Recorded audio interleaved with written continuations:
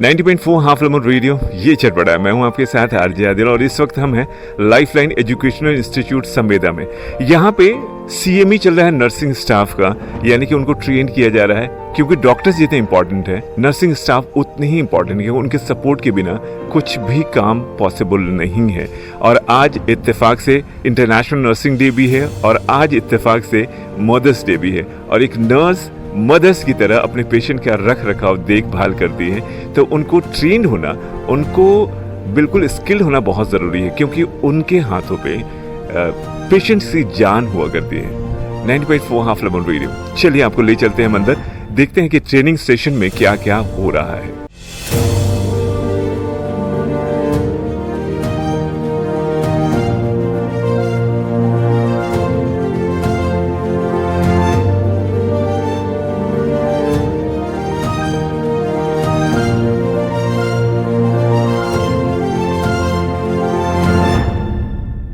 Half lemon radio ये चट बड़ा है। मैं हूं आपके साथ आरजे आदिल और हमारे साथ हैं डॉक्टर गायत्री कुमारी, ऑर्गेनाइजिंग चेयरमैन हैं। और आज नर्सिंग सीएमई चल रहा है संवेदा में। तो सबसे बड़ी इंपॉर्टेंट बात है कि अगर कोई पेशेंट हॉस्पिटल में आता है तो डॉक्टर के पास तो जाता है, लेकिन सारा समय जो बीतता है नर्स का बीतता है पेशेंट के साथ, टेक केयर करती हैं वो, सारी जिम्मेदारी उन पे होती है। तो कितना इंपॉर्टेंट है नर्स को ट्रेन करना, ये हम जानेंगे डॉक्टर गायत्री मैम से। बहुत बहुत स्वागत है आपका। धन्यवाद। ये बताने के लिए कि नर्सिंग स्टाफ की ट्रेनिंग कितनी इम्पॉर्टेंट है, मैं बैक में जाना चाहूँगी।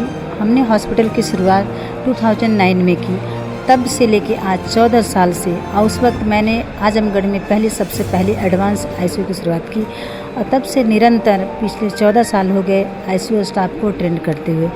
अब इसमें सबसे बड़ी समस्या आती है कि आप स्टाफ को ट्रेंड करके एक केयर का लेवल एक ऊपर लेकर जाते हो, पता चलता है वो स्टाफ कुछ समय के बाद आपके सिस्टम को छोड़ के जाता है, फिर वो केयर का ड्रॉप गिरता है, फिर हम उसको ट्रेंड करते हैं और केयर ऊपर उठता है। ये सिलसिला हमेशा चलता है।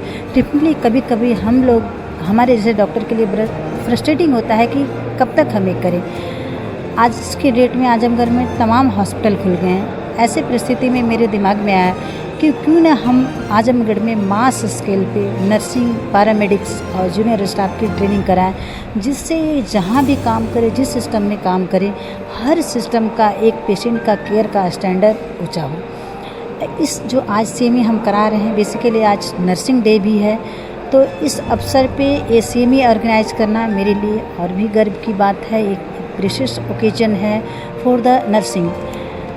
आज जो कार्यक्रम हो रहा है, lifeline hospital, lifeline institute along with Indian society of critical care medicine के साथ मिलकर कर रहे हैं। Indian critical care society of medicine से मैं पिछले 1 साल से निरंतर लगातार उनके संवाद में थी और उनसे समय ले रही थी कि आजमगढ़ में वो कार्यक्रम करें, क्योंकि कोई भी रिमोट एरिया में बड़े शहर से आके कार्यक्रम करना नहीं चाहता।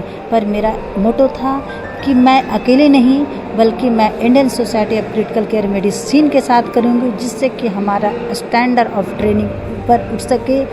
और जो नर्सिंग है, पैरामेडिक्स हैं, जूनियर डॉक्टर्स में इसका अवेयरनेस फैले, पूरे आजमगढ़ में इसका अवेयरनेस फैले और एक पढ़ने और पढ़ाने का ट्रेंड होगा। जो लोग आए हैं ऑफिस लखनऊ से, बेसिकली जो Indian society of critical care medicine के डॉक्टर्स आए हैं, वो लखनऊ से आए। वो हमारी व्यवस्था को देख के, यहाँ लोगों को देख के काफ़ी खुश हैं। और मेरा पर्पस भी यही था कि वो मेट्रो से रिमोट की तरफ हमारे साथ आकर खड़े हैं और हमारी हेल्प करें, नर्सिंग स्टाफ को, जूनियर डॉक्टर्स को और पैरामेडिकल स्टाफ को ट्रेंड करने में। और मुझे आज लग रहा है लोगों का यहाँ पे जितना प्रतिभागी आए हैं और जो फैकल्टी हैं, उनका उत्साह देख के कई हद तक जो हमारी सोच थी कई सालों से चलती आ रही थी और 1 साल से लगातार मैं प्रयासरत थी और आज मैं सफल हुई। धन्यवाद मैं देना चाहूँगी सारे ICCM क्रिटिकल केयर मेडिसिन के डॉक्टर्स को, जो कि यहाँ चल कर आए, हमारे आजमगढ़ के nursing staff, paramedicals and junior staff को हमारे साथ मिलकर ट्रेंड करने के लिए, अवेयर करने के लिए। और डेफिनेटली इससे हमारा केयर का स्तर आजमगढ़ के केवल लाइफलाइन हॉस्पिटल में ही नहीं, बल्कि हर हॉस्पिटल में जहाँ ये बच्चे काम करेंगे, पेशेंट केयर का स्तर ऊँचा होगा। एक चीज़ मुझे जहाँ तक समझ आती है कि चाहे डे टू डे लाइफ में नर्सिंग जो उनकी ड्यूटी हो या फिर कोई एक बार महामारी आ जाती है उसमें उनकी भी जान को ख़तरा होता है। और कोविड में हमने देखा है ना सिर्फ डॉक्टर्स बल्कि जितने नर्सिंग स्टाफ है उनको भी बहुत ज़्यादा नुकसान सहना पड़ा है और जान को जोखिम पहुंचा है। तो उनकी सेफ्टी सिक्योरिटी के लिए भी आप उनको ट्रेन करते हो? हाँ, जो पहली ट्रेनिंग होती है, हमारा हॉस्पिटल NABH एक्रेडिटेड हॉस्पिटल है, ठीक है। इसका मतलब ये होता है क्वालिटी एंड केयर। तो हम क्वालिटी और केयर के बात पेशेंट की नहीं करते हैं, पेशेंट से पहले हम अपनी केयर की बात करते हैं, अपने स्टाफ की बात करते हैं। जब हम सेफ़ रहेंगे तभी हम दूसरों को सेफ्टी प्रोवाइड करेंगे। तो स्टाफ को ट्रेनिंग दी जाती है प्रॉपर कि कैसे अपना इन्फेक्शन पेशेंट को नहीं देंगे और पेशेंट को इन्फेक्शन खुद के नहीं लेंगे। इसके लिए हैंड वॉशिंग की जाती है, पर्सनल प्रोटेक्टिव इक्विपमेंट होते हैं जो उनको वियर करना होता है और एक डेफिनेटिव प्रोटोकॉल होते हैं हर जगह के हिसाब से। जहाँ ड्यूटी या तो जनरल वार्ड में लगी है, ICU में लगी है, OT में लगी है या आइसोलेशन वार्ड में लगी या कोई स्पेशल एरिया में लगी, उसके अकॉर्डिंगली एक प्रोटेक्शन का लेवल अलग होता है। और इसकी हर रेगुलर बेसिस पे हॉस्पिटल के अंदर ट्रेनिंग हमारे हॉस्पिटल में चलती है और बड़े शहरों में भी रेगुलर ट्रेनिंग चलती है। और उम्मीद करते हैं कि आज के डेट में हर हॉस्पिटल में ट्रेनिंग चलती होगी। एक और साइड दिखता है नर्सेज का कि वो 8 आवर्स 9 आवर्स जो भी जॉब करती हैं, अलग अलग पेशेंट का अलग अलग रूप होता है। कई बार वो हैंडल कर पाती हैं बहुत इजीली, कई बार वो खुद प्रेशर में आ जाती है। तो इसमें बहुत जिम्मेदारी आप लोगों की भी बन जाती है कि उसे कैसे कूल करें, उसे कैसे प्रेशर में नहीं, चाहे पेशेंट की कंडीशन कितनी ही क्रिटिकल हो तो भी आपको पेशेंस नहीं खोना है और धैर्य से काम करना है।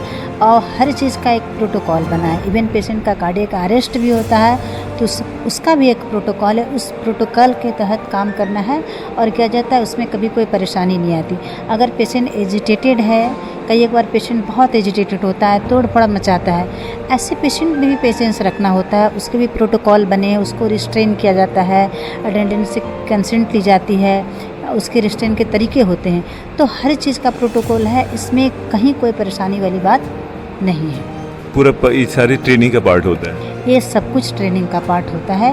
और पहले ट्रेनिंग देते हैं, फिर स्टाफ को ऑब्जर्वेशन में लगाया जाता है सीनियर स्टाफ के साथ। जब वो पूरी तरह से ट्रेंड हो जाते हैं तब उनकी ड्यूटी लगाई जाती है और उन्हें इंडिविजुअल रिस्पॉन्सिबिलिटी दी जाती है।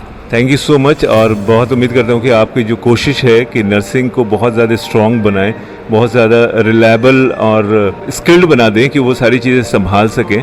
इसके लिए बहुत बहुत धन्यवाद। और मैं चाहूँगा कि आपकी जो कोशिश है बाकी लोगों को भी इंस्पायर करे। Thank you so much.